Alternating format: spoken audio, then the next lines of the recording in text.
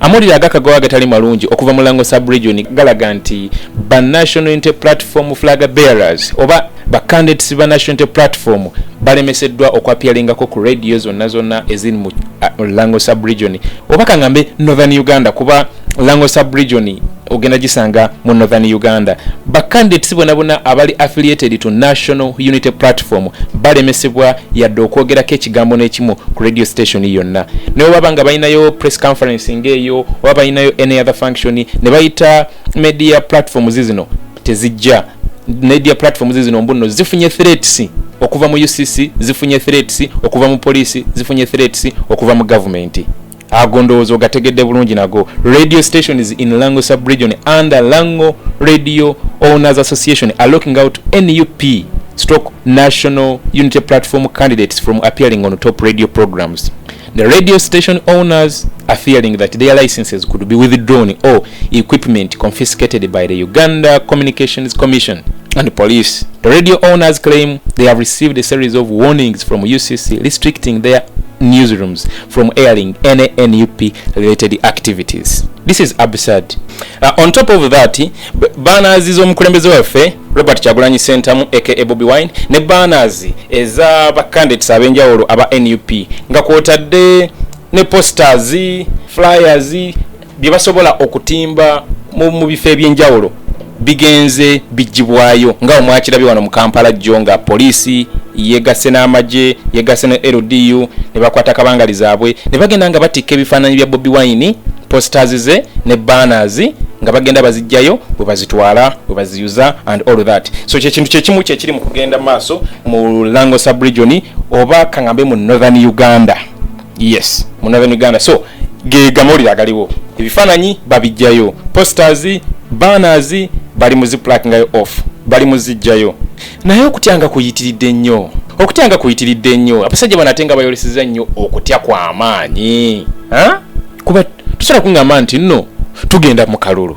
Political parties zitaddewo abakulembeze ab'enjawulo ku bifo ebyenjawulo nti ate ekibiina ekimu kyo tekigenda kubeera nga kikkirizibwa okwapialingako ku radio.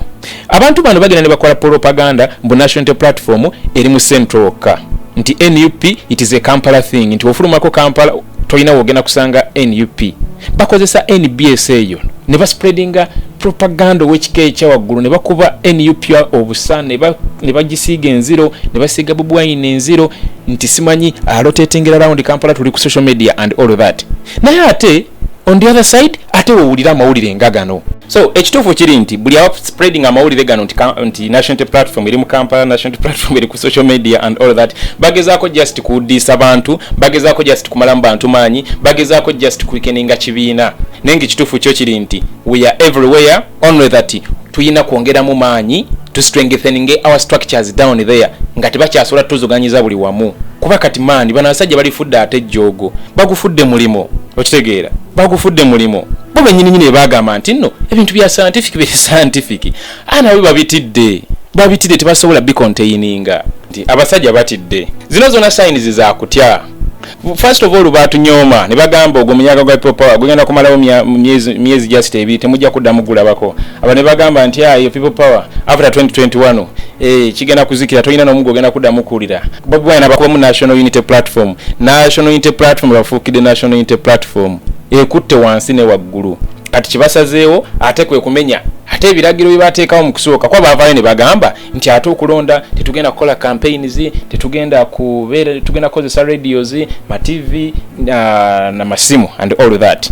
Bobiwine gubasooka ogaana ogenda ku radio mwamulaba embaale kati newekanganga tebaagala tebakimanyi baagala scientific elections, baagala elections eziririyo kuba bo bennyini bakuba rallies baba NRM bakuba rallies bagenda ne bakuŋŋaana nga tewali yadde na social distancing wadataddeko maski ne bakola campaigns ezaabwe ne bagenda. Naye munnange wekiddako eno kusaidia opposition oba any function egenda okubeera ko Robert Kyagulanyi Ssentamu mulabye kye bakoze abakulu mu Buganda ab'ekika ky'Embogo mulabye kye babakoze. So any activity eri prepared by the opposition ate yegena kubeera nga tekkirizibwa kubeerawo. Kati webuuza baagala ki? Rallies baziganye, radio stations baziganye, TVs baziganye, kati baagala ki? Baagala ki bonga bo baagala ki?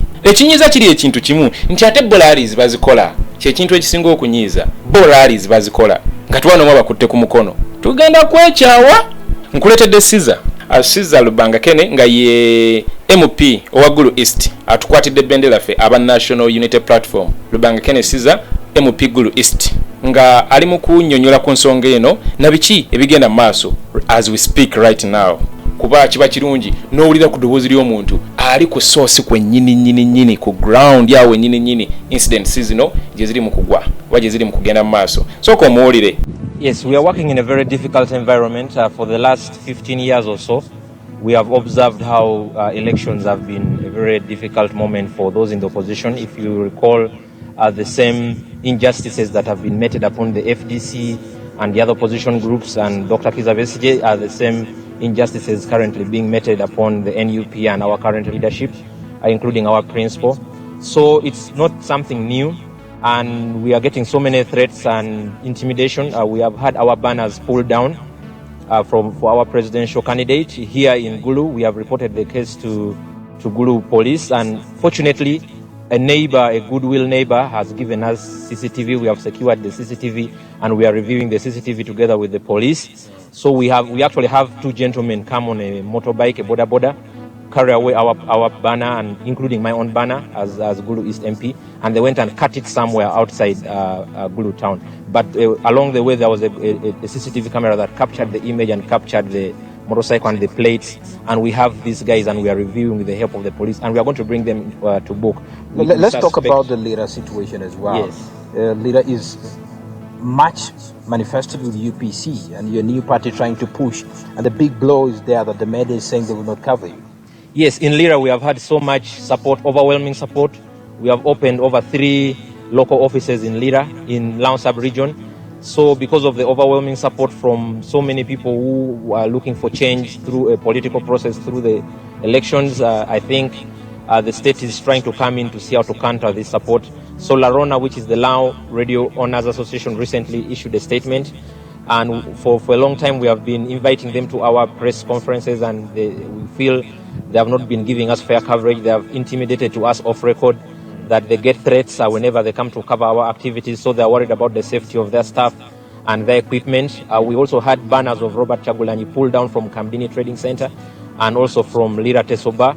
So all these forms of intimidation and defacing of our posters are some of the intimidations we are facing. But the team on the ground is very resilient and very strong, and they are continuing to mobilize support for the upcoming elections, because NUP as a political party is very law abiding, and we feel that they are provoking young people across this country, and we do not want to be pushed against the wall, because our intention is to go into this process and come out through a free and fair election to determine the destiny of our country. Let's talk about this. So what happened in Kampala the other day, the raid by police into Nobo headquarters. And again, this came in a very critical time, Babakene. And what are you going to do? Has police been responsive enough to come to your cover, to try to also talk to these radio owners? And especially, have you also engaged the EC on this? Yes, we are gathering all the records and the information that we have and the evidence that we have.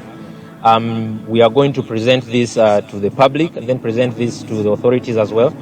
And I think everyone knows that because of the massive support that NUP has received across the country, we are receiving so much state intimidation. But I would love to encourage those in positions of authority to kindly respect the laws and do their responsibility, because we are right now in an elective season. We are going into an elective campaign season amid this global pandemic, and we are trying very much to make sure that our people stay safe throughout this time, and we are ready as NUP to follow the guidelines and the SOPs issued by the Ministry of Health, because we want to keep our people safe.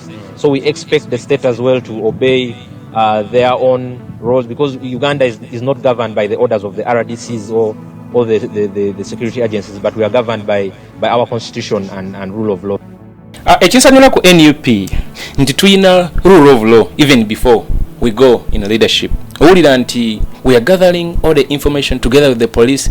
Wadde tufuna frustration zizino naye era abasajja wano tubalaze nti nno, guys, there is going to be a time when your boss oyo gwe muyita above nga taliiwo, so mu respecting obulamu bw'Abannayuganda, mu respecting decisions z'Abannayuganda, mu respecting Omunnayuganda. Naye mulimu abamu era nga bebasinga obungi bakyalina emitwe eminene, bakyadansingira ku tunes eza Museveni. Naye nga agawalayi kuno okutya ko balaze eno ensonga espaninze ensi yonna, tekiri Uganda yokka, ensi ezisinga zitunulidde Uganda. Election eno tegenda kubeera ya bulijjo nga Bobiwine bwe yakugambye jjo nti this election is not the usual election. Yagambako lumu nti no is going to run the most expensive election and Museveni is going to sponsor it. Ekyo kiri evident. Mulabe sente zonna ziyakateeka mu kalulu kaseera kano. Newe tudda ku akalulu okubeera nga kali free and fair.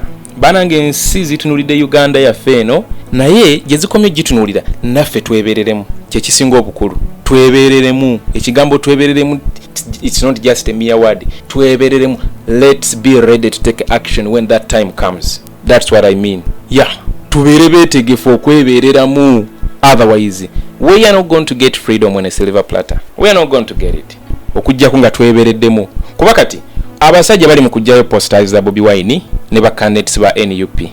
Abasajja bali mu kutugana kugenda ku ku kola programs ku TVs, kola programs ku radios, ku appearinga ko abamu otubayita okujja ku conferences, press conferences and all that tebajja. Of course mu bifo ebyenjawulo kuba update badde ya Northern Uganda, badde ya Lango sub-region. Naye kati manya waliyo ebitundu ate munanga amawulire gye gatatuuka kuba kamera zitera nnyo focusinga ku bino ebitundu ebiri near. Kati olwutuukako Kalamojja, olwutuukako eri Mubende, otuukako Rakai, kiri kitya. Ate no kyewuunyisa nti ne radio teziriiyo.